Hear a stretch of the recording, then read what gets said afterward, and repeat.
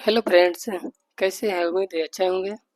आज हम फिर एक महत्वपूर्ण सूचना के बारे में बात करने जा रहे हैं। चलिए शुरू करते हैं। सभी कर्मचारियों को इंतजार है अपने वेतन में बढ़ोतरी के लिए। इसके लिए 8वें वेतन आयोग का गठन किया जा रहा है। तो आज हम इसी वीडियो में देखेंगे कि 8वें वेतन आयोग के बारे में क्या-क्या इसमें बोला गया है। इसके बारे में बात करते हैं। चलिए शुरू करते हैं। 8वें वेतन आयोग की तैयारी शुरू कर दी गई है। पुरानी पेंशन योजना पर विचार का सुझाव बढ़ सकता है कर्मचारियों का शुरुआती वेतन। कि जो पुरानी पेंशन में जो बढ़ाया गया था उसके आधार पर बढ़ सकता है कर्मचारियों का वेतन। तो इसी पर बात करते हैं। तो सरकार इसमें क्या क्या सुझाव कर रहा है। सरकार को वेतन आयोग पर सुझाव है कि मानक उपभोक्ता मानक दंड को 3 से बढ़ाकर 3.6 किया जाएगा। पारिवारिक उपभोग यूनिट करने का सुझाव है। एनसीजेसीएम की सिफारिशों में कर्मचारियों की ज़्यादा श्रेणियां शामिल हैं। 8वें वेतन आयोग के 1 जनवरी 2026 से प्रभावी होने की उम्मीद है। यानी सभी को उम्मीद है कि 1 जनवरी 2026 से 8वें वेतन आयोग लागू हो सकता है। केंद्र सरकार के करीब 45 लाख कर्मचारी जो काम करते हैं और 68 लाख कर्मचारी जो पेंशन जो रिटायर हो गए हैं इसका लाभ ले सकते हैं। तो यहाँ विशेष देखते हैं सूचना में क्या बोला गया है। सरकारी कर्मचारियों के वेतन की समीक्षा के लिए 8वें एक केंद्रीय वेतन आयोग का गठन की घोषणा 6 महीने के बाद कर्मचारी प्रतिनिधियों ने कुछ सिफारिशें की है। 8वें वेतन आयोग का सिफारिश किया गया है। इन सिफारिश का असर करीब 45 लाख सरकारी कर्मचारी और 68 लाख पेंशन भोगियों पर पड़ेगा, जिसमें रक्षाकर्मी भी शामिल है जो भारत के जवान हैं।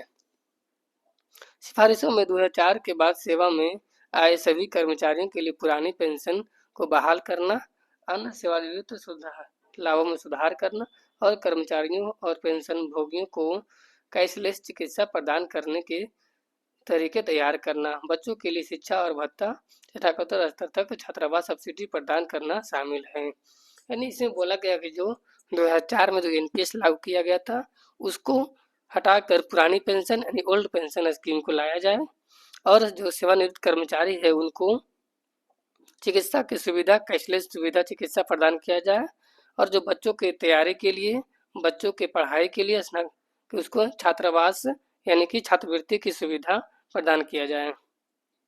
इसी को लेकर इसमें विशेष सिफारिश किया गया है। कैबिनेट सचिव टीवी सोमनाथन की अध्यक्षता वाली national council of joint consultative machinery NCJCM ने मानक उपभोक्ता मानदंड को 3 से बढ़ाकर 3.6 पारिवारिक उपभोग यूनिट करने की सिफारिश की है। यानी कि मांग किया जा रहा है कि 3 से बढ़ाकर 3.6 जो इसका मानक उपभोग है उसको वहां तक पहुंचाया जाए। एनसी जैसे कि 8वें केंद्रीय वेतन आयोग सीपीसी की शर्तें तैयार करते समय सिफारिश की गई, इससे कर्मचारियों का शुरुआती वेतन बढ़ सकता है। इसीलिए बात किया जा रहा है कि 3 से 3.6 तक बढ़ाया जाए तो इससे 8वें वेतन में जो कर्मचारियों की वेतन की वृद्धि होगी वो थोड़ा बहुत बढ़ सकता है। इसी को लेकर के बात किया जा रहा है कि शुरुआती वेतन बढ़ सकता है। यह सिफारिश राष्ट्रीय न्यूनतम वेतन नीति निर्धारित करने के लिए श्रम एवं रोजगार मंत्रालय 2019 में गठित विशेष समिति के निष्कर्षों पर आधारित है। वित्त राज्य मंत्री पंकज चौधरी ने राज्य में पूछे गए सवाल के जवाब में यह जानकारी दी कि सवाल में पूछा गया कि क्या सरकार को 8वें वेतन आयोग पर एनसी या जेसीएम के सुझाव प्राप्त हुए। यानी पूछा जा रहा है कि जो बात किया गया है वो आप तक पहुंचा कि नहीं पहुंचा है। अगर 8वें वेतन आयोग के काम के दायरे में इसे शामिल किया जाता तो इसे बुनियादी खर्च का अनुमान बढ़ सकता है और शुरुआती वेतन का बेंचमार्क ऊपर जा सकता है, यानी कर्मचारी के शुरुआती वेतन बढ़ सकता है। नहीं बोला जा रहा है कि 8वें वेतन आयोग में अगर इसका मानक बढ़ाया जाए तो शुरुआती में कर्मचारियों के वेतन बढ़ सकते हैं और उसका वेतन में भी बढ़ोतरी देखने को मिल सकता है। उपभोग यूनिट एक मानक पैमाना है जिसका उपयोग लोगों के पोषण संबंधी शुरुआत जरूरतों की तुलना करने के लिए किया जाता है। इसमें जो आपके खाने पीने के सामान में कितना वृद्धि हुआ और इसी को लेकर के इसमें जो एक यूनिट बनाया जाता है उसी की तरह इसमें वृद्धि किया जाता है। आमतौर पर यह औसत कामकाज करने वाले वयस्क पुरुष के संदर्भ आधारित है। 8वें वेतन आयोग 1 जनवरी 2026 से प्रभावी होने की उम्मीद है। इन सभी को अनुमान है कि जो 8वां वेतन आयोग है 1 जनवरी 2026 से लागू होने की संभावना है। एनसीजेसीएस जेसीएम नियोक्ता के रूप में केंद्र सरकार और कर्मचारियों के बीच सही विवादों और शांतिपूर्ण समाधान के लिए कर्मचारी पक्ष एवं नियोक्ता पक्ष के प्रतिनिधि रचनात्मक बातचीत का एक प्लेटफॉर्म है। इसे बोला जा रहा है कि कर्मचारी और जो इसमें गठन करने वाले जो कर्मचारी हैं, जो ऑफिसर ही बोली या तो नेता लोग जो करता, लेकिन सब चीज़ तो बनाता ऑफिसर ही। इसी के बारे में जो नियोक्ता कर्मचारी पक्ष में नियोक्ता पक्ष में जो प्रतिनिधि की बातचीत हो वो शांतिपूर्ण हो और इस पर कोई ऐसा नहीं हो। शर्तों के लिए तैयार समय पर सरकार एनसीपी जैसे द्वारा कई सिफारिशों पर विचार करती है, लेकिन वे बाध्यकारी नहीं होती हैं। यानी सरकार तो विचार करती है लेकिन उस पर कोई विचार नहीं कर पाता है, वो लागू नहीं हो पाता है। उनकी सिफारिशों की समीक्षा कार्मिक एवं प्रशिक्षण विभाग और व्यय विभाग द्वारा की जाती है।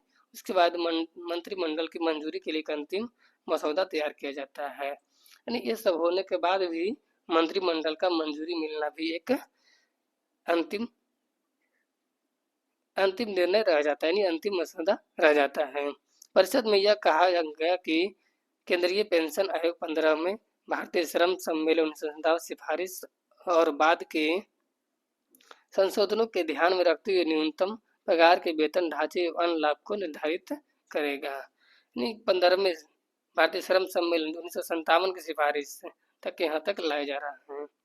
परिषद से 2004 के बाद बहाल किए गए कर्मचारियों की पुरानी पेंशन योजना ओपीएस पर नए सिरे से गौर करने और हर 5 साल में पेंशन में वृद्धि के साथ पिछले भविष्य के पेंशनरों के बीच समानता लाने का प्रस्ताव रखा गया है। यानी बोला जा रहा है कि जो 2004 के बाद से जो एलपीएस लाया गया था उसको हटाकर ओल्ड पेंशन स्कीम ओपीएस लाया जाए और सभी पेंशन धारक हैं उनको पेंशन में भी वृद्धि कराया जाए और उन्हें पेंशन भोगियों के बीच समानता लाया जाए।